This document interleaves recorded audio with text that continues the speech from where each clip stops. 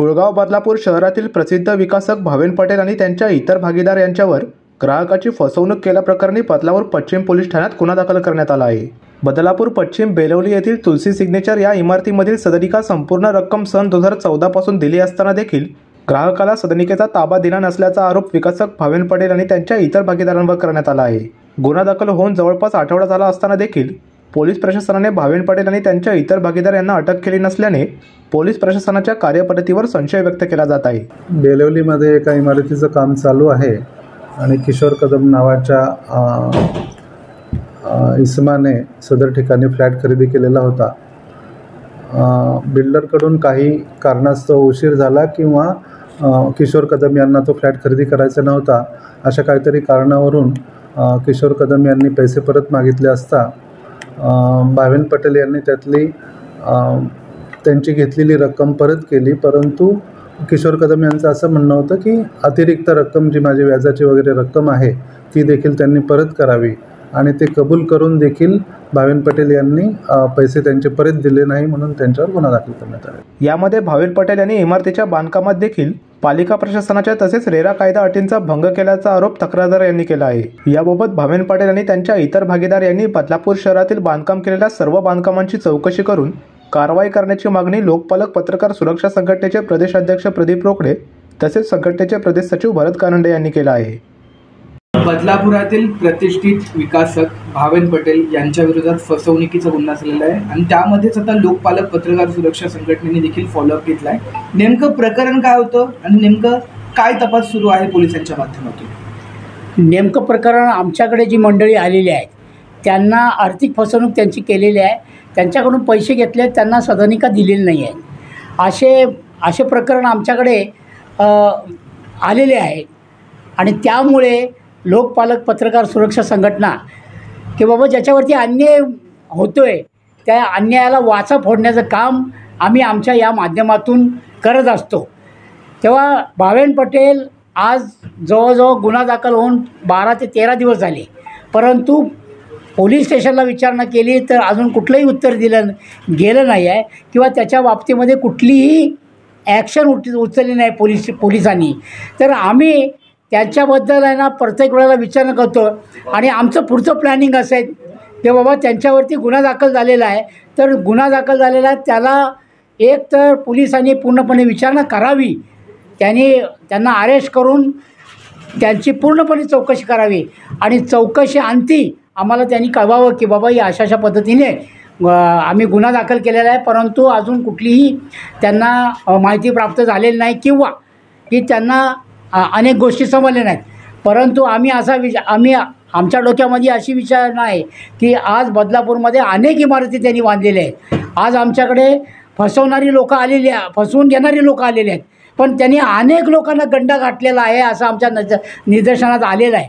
म्हणून आम्ही इथल्या प्रशासनाला, नगरपालिका प्रशासनाला, पोलीस प्रशासनाला आवाहन करतो की त्याने असे अनेक घोटाळे केलेले आहेत आणि तो हा बिल्डर फार मोठ्या प्रमाणात फसवतो आहे अशा पद्धतीने आमची धारणा झालेली आहे। तर त्याच्यावरती पूर्णपणे चौकशी करावी।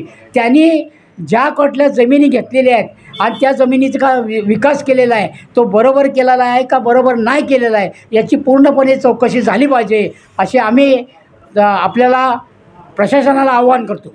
पोलीस प्रशासनाला यावर विचारणा केली असता सदनिका दाखला जो नको होता म्हणून त्यांनी ती रक्कम पुन्हा मागितली आणि ती रक्कम पूर्ण विकासाकडून त्याला देण्यात आलेली आहे, परंतु तो अतिरिक्त व्याजाची रक्कम मागतो त्यामुळे हा गुन्हा दाखल करण्यात आला असं म्हणतो।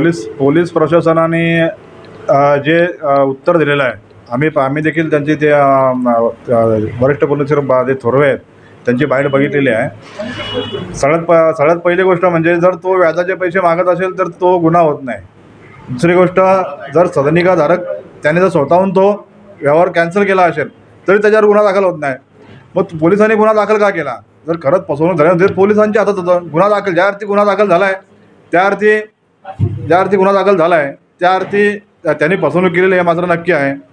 सर्वसामान्य व्यक्तीवर जेव्हा एखादा गुन्हा दाखल होतो तेव्हा हे पोलीस रात्री अपरात्री 2-3 वाजता कधी जाऊन त्या आरोपीला त्या व्यक्तीला जाऊन घरी जाऊन घेऊन येतात। आज हा जो विकासक आहे भावेन पटेल आणि त्याचे इतर साथीदार यांच्यावर गुन्हा दाखल होऊन 12 ते 13 दिवस झालेले आहेत, परंतु पोलीस प्रशासन साधी विचारणा त्यांना करत नाही। उरत आर्थिक कुठेतरी सेटलमेंट करण्याचा त्यांचा प्रयत्न झालेला आहे. त्या जो फिर्यादी आहे कदाचित त्याला दबाव देण्याचा प्रयत्न केला जात आहे. तर ही बाब जी आहे अत्यंत चुकीची आहे. पोलीस प्रशासन आणि हे बिल्डर हे एकत्र मिळून त्या फिर्यादीची फसवणूक करत आहेत असं आमच्या निदर्शनास येते आहे. आम्ही या बाबतीत आता लवकरच त्यांना आता या एक दिवसात त्यांना अटक केली नाही. आम्ही लवकरच पोलीस आयुक्त यांना देखील पत्र देणार आहेत. त्याचप्रमाणे जे भावेन पटेल आणि त्यांचे जे इतर साथीदार आहेत याची इतर जे त्यांचे भागीदार आहेत त्यांनी बदलापूर शहरामध्ये ज्या ठिकाणी इमारती बांधलेल्या आहेत त्या सर्व इमारतीची चौकशी होणं गरजेचं आहे. त्या इमारतीमध्ये काही ठिकाणी FSIची चोरी केलेली आहे असं देखील काही माहिती आमच्याकडे आलेली आहे. त्या संदर्भात आणि आम्ही माननीय मुख्याधिकारी यांना पत्र देऊन त्याच्या सर्व इमारतींची चौकशी करून त्यांनी जर काही FSI वगैरे काही चोरी झाली असेल किंवा अतिरिक्त बांधकाम केलं असेल प्लॅनच्या त्या संदर्भात त्याच्यावरती तातडीने कारवाई करावी. आणि त्याचप्रमाणे रेरा ॲक्टखाली रेराकडे देखील आम्ही तक्रारी करणार आहोत. कारण अशा बऱ्याचशा तक्रारी आता यायला लागल्या आहेत की नाही फ्लॅट बुकिंग झाल्यानंतर 4-4, 5-5, 10-10 वर्ष जर हे त्या सदनिकाधारकाला सदनिका देत नसतील तर ही फार चुकीची आणि गंभीर गोष्ट आहे. तर अशा प्रकारे आम्ही रेराला देखील पत्रावर करून या सर्व संबंधित जे डिपार्टमेंट आहेत त्यांच्यामार्फत या विकासकांवर कारवाई व्हावी अशा प्रकारची आम्ही आता पुढे तयारी करणार आहेत. हे एक प्रकरण समोर आलंय लोकपालकडे, परंतु असे अनेक प्रकरण असू शकतात का फसवणुकीचे? अनेक प्रकरणं फसवणुकीचे आहेत. पण काही वेळाला जे बिल्डर जे आहेत ते स्थानिक गुंडांना हाताशी घेऊन फिर्यादीला दमदाटी करण्याचा देखील प्रकार आमच्या कानावर आलेला आहे. पण हे जे चाललेलं आहे अतिशय चुकीचं आहे आणि याला कुठेतरी जबाबदार पोलीस प्रशासन आहे. कारण पोलीस प्रशासन तातडीने कारवाई करत नाही. अनेक फिर्यादी पोलिसांकडे तक्रार घेऊन जातात पण पोलीस टाळाटाळ करतात. त्या बिल्डरला प्रथम फोन करणार, त्याला विचारणार तुझं कसं काय माझं कसं काय, असे प्रकार या ठिकाणी चाललेले आहेत. हे अतिशय निंदनीय प्रकार आहेत. पोलीस प्रशासनाने सर्वसामान्य माणसाला न्याय देण्यासाठी तिथे बसलेले आहेत. पोलीस प्रशासनाने सर्वसामान्य माणसाला न्याय द्यावा अशी आमची भूमिका आहे. आणि तुम्ही जर असे धनदांडक्यांच्या मागे लागून जर सर्वसामान्य माणसाला पोलीस प्रशासनाचा धाक दाखवून जर दाबत असतील तर ही बाब योग्य नाही. लोकपालक पत्रकार संघटना या सर्व अशा अन्यायग्रस्त लोकांच्या पाठीशी ठामपणे उभे आहे. आणि आम्ही या ठिकाणी आव्हानच करतो की अशा कोणी विकासकांनी जर आपली कोणाची फसवणूक केली असेल तर तातडीने तुम्ही आमचे संपर्क साधा. नक्कीच आम्ही तुमच्यासाठी फार मोठा लढा आम्ही उभारणार आहोत. दुसरा एक तिथे बिल्डर आहे ते मिश्रा, त्याने देखील 10 ते 15 लोकांना फसवलेलं आहे.